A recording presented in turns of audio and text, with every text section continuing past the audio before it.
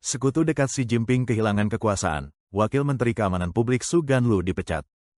Su Ganlu, Wakil Menteri Keamanan Publik China dan loyalis selama Xi Jinping sejak masa awalnya di Fujian, secara tiba-tiba dicopot dari jabatannya. Langkah ini mengikuti serangkaian kehilangan kekuasaan yang baru-baru ini menimpa lingkaran dalam Xi. Pada hari Rabu, tanggal 16 April Kementerian Sumber Daya Manusia dan Jaminan Sosial mengumumkan perubahan tersebut. Su mengundurkan diri dari dua jabatan sekaligus, sebagai Wakil Menteri Keamanan Publik dan Direktur Administrasi Imigrasi Nasional. Wang Zizong, yang saat ini juga menjabat sebagai Kepala Biro Layanan Khusus, akan menggantikan kedua posisi tersebut. Su, lahir pada bulan Januari tahun 1962 di Tong'an, Fujian, sebelumnya bekerja di Biro Keamanan Publik Xiamen. Pada tahun 2023, ia naik jabatan menjadi Wakil Menteri dan Kepala Imigrasi. Ia berbagi latar belakang asal Fujian dengan Wang Xiaohong, loyalis Xi lainnya, dan menggantikannya sebagai Ketua Asosiasi Kepolisian China tahun lalu. Saat itu, beredar rumor bahwa Su akan segera dipromosikan menjadi Wakil Menteri Eksekutif, posisi menteri penuh, tetapi promosi itu tidak pernah terwujud. Wang Zizong, lahir pada bulan Oktober tahun 1965 di Kabupaten Changxian, Hebei, pernah menjadi wakil Wang Xiaohong di Biro Layanan Khusus. Ia juga pernah menjabat sebagai Kepala Staf Liu Yanping, mantan Kepala Biro Keamanan Kementerian.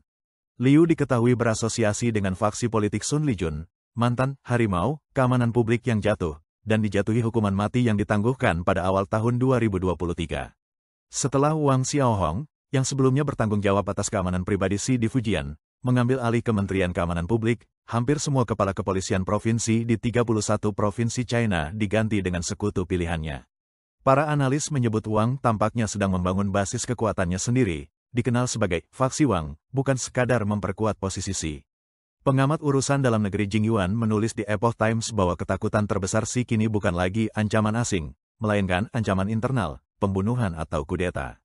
Dalam sistem PKC yang tertutup, loyalitas bersifat cair. Tokoh-tokoh seperti Wang Xiaohong dan Kepala Keamanan Negara Chen Wenxing mengendalikan jaringan bersenjata yang luas yang mampu melindungi maupun mengancam Xi. Pencopotan Su terjadi setelah kejatuhan dua jenderal top yang juga sekutu Xi, yaitu Miao Hua dan He Weidong. Baru-baru ini, Kepala Departemen Organisasi Li Ganji, anggota inti lain dari kelompok yang disebut Aksi Utama, dipindahkan dalam pertukaran langkah dengan Kepala Departemen Front Persatuan Xi Taifeng, sebuah langkah yang secara luas dipandang sebagai sinyal bahwa Xi mungkin mulai kehilangan kendali atas keputusan personalia partai. Banyak orang kaya akan meninggal tahun ini, blogger China, bangunlah. COVID-19 dan penyakit menular lainnya menyebar secara bersamaan di seluruh daratan Cina. Laporan publik yang tersebar luas menggambarkan rumah sakit yang penuh sesak dan antrean panjang di krematorium. Sejumlah blogger dan warga semakin memperingatkan secara online. Pada tanggal 18 Maret seorang blogger Douyin bernama Just Entered the Traffic Pool mengunggah video viral.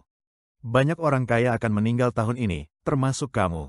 Kata-kata keras, tapi itu dimaksudkan untuk membangunkanmu. Dia memperingatkan pemirsa bahwa gelombang kematian yang semakin besar bukanlah sesuatu yang jauh, itu mempengaruhi semua orang. Blogger tersebut menceritakan percakapan dengan seorang live streamer papan atas di Guangzhou yang telah menghasilkan lebih dari 100 juta yuan, sekitar 14 juta dolar, dalam penjualan. Dia menangis selama panggilan video, percaya bahwa dia mungkin mengidap kanker. Tetapi masalah sebenarnya, katanya, adalah kehancuran finansial. Di bawah usia 30, dia mengaku tidak bisa melanjutkan. Pengembalian melebihi penjualan, dan kecemasan, depresi, serta kelelahan emosional mengelilinginya. Blogger tersebut mengkritik lingkungan sosial saat ini. Semua orang mengejar trafik murah.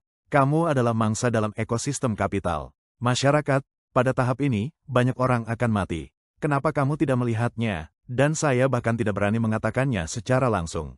Blogger populer lainnya, Huai Suifan, memperingatkan. Kematian di antara orang-orang yang lahir pada tahun 1980-an dan 1990-an telah meningkat 3 kali lipat dalam 2 tahun. Saya terkejut, seorang direktur pemakaman di Taiyuan, Sanxi, mengonfirmasi lonjakan kematian di kalangan orang dewasa muda. Saya melihat lebih banyak orang yang lahir pada tahun 80-an dan 90-an meninggal, kebanyakan karena penyakit kronis, kematian mendadak, serangan jantung. Seorang warga Sichuan memperingatkan, kamu tidak bisa membicarakan ini. Bulan lalu, orang-orang ditangkap, menyebut PKC, dan mereka panik. Pada tanggal 27 Januari blogger di Douyin memposting tentang beberapa kematian di desanya, seorang tetangga berusia 83 tahun, 2 kerabat, dan seorang warga lanjut usia lainnya, semua dalam 1 minggu. Dari 500 orang, 80 hingga 90 orang telah meninggal dalam setahun terakhir. Netizen dari Chongqing, Guangdong, Anhui, dan Heilongjiang berkomentar bahwa orang-orang meninggal secara berkelompok. Tingkat kematian untuk generasi 80-an itu nyata. Di desa saya, 2 orang meninggal, satu berusia 36, satu berusia 50. Netizen dari Mongolia Dalam dan Liaoning berkomentar, generasi 80-an dan 90-an terlalu terpapar teknologi, terpapar virus, dan kelelahan akibat kerja. Itulah mengapa begitu banyak yang meninggal. Di krematorium, 1 atau 2 dari setiap 10 jenazah berasal dari kelompok ini.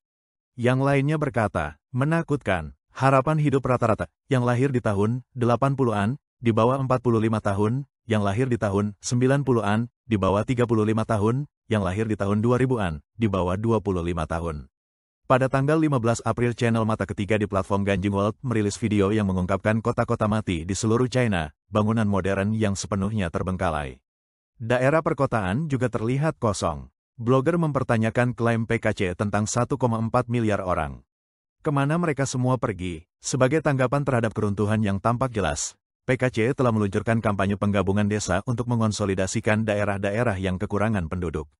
Orang dalam melaporkan bahwa rumah sakit kewalahan dengan orang-orang yang tampaknya sehat di usia 30-an hingga 50-an yang meninggal mendadak. Mereka mengatakan informasi diblokir. Krematorium diperintahkan untuk tetap diam. Staf yang dulunya menghasilkan 20.000 yuan per bulan kini menghasilkan 30.000 yuan, 10.000 yuan tambahan adalah uang tutup mulut. Sejak Maret tahun 2020, pendiri latihan spiritual Falun Dafa, Tuan Li Hongzhi, memperingatkan dalam artikel rasional, yang diparafrasekan, bukan dikutip secara harfiah, bahwa pandemi virus Wuhan memiliki target yang jelas, ia datang untuk menghilangkan anggota PKC yang jahat dan mereka yang berpihak padanya. Tuan Li Hongzhi menyarankan orang untuk menjauh dari PKC dan tidak berpihak padanya, dengan menyatakan bahwa di belakangnya ada iblis merah. Langit sedang memberantasnya, dan siapapun yang berdiri di pihaknya juga akan binasa. Channel Mata Ketiga menyimpulkan dengan urgensi, waktu semakin singkat, bagi mereka yang melihat ini, segera mundur dari partai, Liga Pemuda, dan Pionir Muda. Putuskan hubungan dengan iblis merah. Jangan ikut terpuruk bersamanya, lindungi dirimu dan keluargamu. Sebagai tanggapan, seorang pemberi komentar bernama Xingyun Lushu menulis, 2 tahun yang lalu, seorang petugas polisi Shanxi memberitahuku bahwa seluruh desa menghilang selama pandemi. Banyak yang mengejek peringatan angka kematian Tuan Li Hongzhi. Sekarang kenyataannya membuktikan bahwa dia benar.